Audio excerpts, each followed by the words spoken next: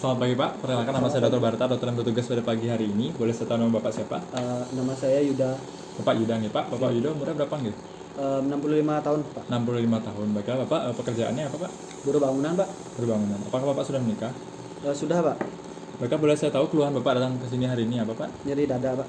Nyeri dada Pak ya. Apakah bisa diceritakan lebih lanjut Pak, bagaimana terkait nyeri dada Bapak? Nyeri nggak hilang-hilang Pak. Nggak hilang-hilang ya? Udah berapa bulan Pak? Mungkin berapa hari juga? 4 jam yang lalu Pak. 4 jam yang lalu Pak ya, masih baru Pak ya? Iya. Baiklah Pak, sebelumnya Pak pernah mengobati ini dengan obat-obatan Pak? Saya berikan paracetamol. Paracetamol aja Pak ya? Iya. Baiklah Bapak punya memiliki riwayat penyakit Pak? Tidak. Tidak ada Pak ya? Ada. Oh ada Pak ya? Ada diabetes dan juga hipertensi. Oh baiklah Pak, jadi di sini sekarang saya akan melakukan beberapa pemeriksaan, yaitu ada pemeriksaan EKG dan juga pemeriksaan fisik Pak ya. Untuk pemeriksaan fisik sendiri nanti akan kita lakukan, dan kemudian berikutnya saya lanjutkan ke pemeriksaan EKG Pak ya. Baiklah Pak, silahkan menunggu Pak ya.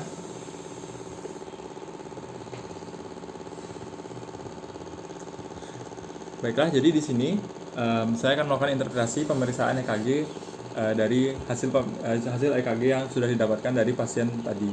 Nah, jadi untuk yang pertama di sini kita lihat dari irama sinusnya.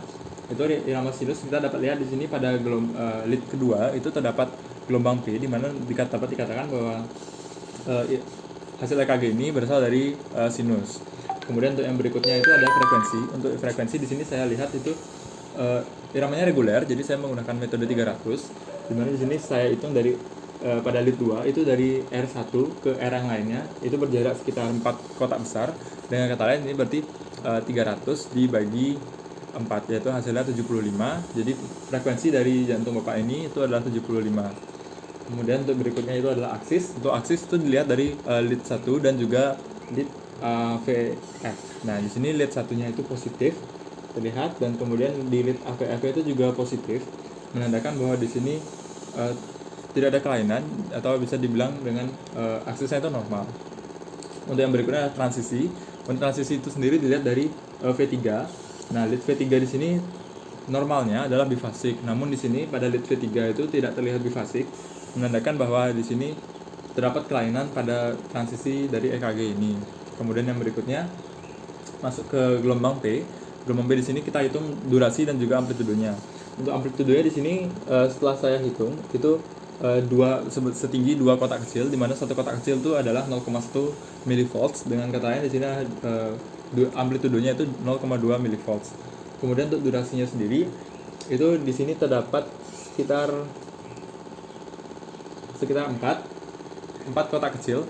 Dengan kata lain menandakan bahwa di sini durasinya itu normal, itu sekitar 0,8.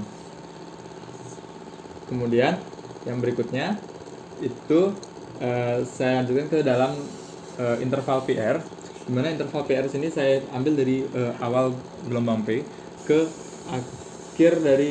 awal dari kompleks QRS, di mana di sini gelombangnya itu dapat dilihat itu 0,16 detik, dan dengan lain masih dalam jarak yang normal. Kemudian untuk yang berikutnya itu adalah kompleks QRS. Untuk kompleks QRS sendiri itu pertama saya akan mencari dari morfologinya, di mana morfologinya itu saya lihat dari V1, V2 dan juga V5 dan V6. Untuk V1, V2 apabila normal maka dia akan negatif, dan di sini terlihat pada EKG itu V1, V2-nya negatif, di mana itu normal, dan juga V5, V6 itu harusnya positif. Di mana di sini juga terlihat itu positif, dengan kata lain morfologi EKG QRS-nya itu normal.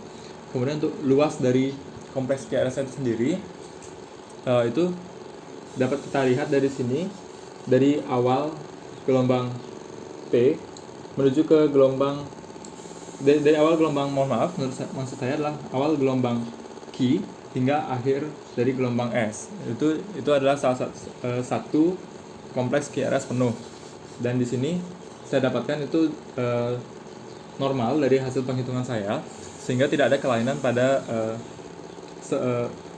kompleks QRS dari pasien, yaitu masih sempit. Nah, kemudian untuk yang berikutnya saya lanjutkan ke segmen ST, di mana di sini segmen ST itu dimulai dari gelombang S menuju ke awal dari gelombang T, dan di sini pada lead 2 itu terlihat terdapat elevasi pada segmen ST pada pasien, yang juga dapat dilihat pada lead AVL dan juga lead 1. Kemudian untuk yang berikutnya itu adalah gelombang T, di mana gelombang T di sini itu upwards atau menghadap ke atas, dengan kata lain di sini adalah gelombang T-nya itu normal, dan juga gelombang U di sini tidak terlihat gelombang U. Kemudian untuk yang terakhir adalah interval dari Q dan T, yaitu interval QT itu yang pertama dilihat dari di sini dari akhir gelombang, dari awal gelombang Q hingga awal gelombang T, di mana di sini tuh interval QT-nya itu dalam jarak yang masih normal juga setelah saya lihat.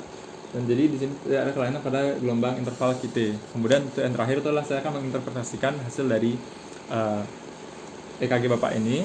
Nah, di sini pada EKG Bapak ini setelah saya dapatkan kesimpulan itu terdapat ST elevasi atau dapat dikatakan STEMI pada jantung Bapak ini. Nah, itu dapat dilihat dari gelombang lead 2 itu terdapat kenaikan segmen ST, dan juga begitu pula dengan pada gelombang lead di lead pertama. Nah, jadi sekian dari interpretasi yang dapat saya sampaikan untuk kali ini. Terima kasih.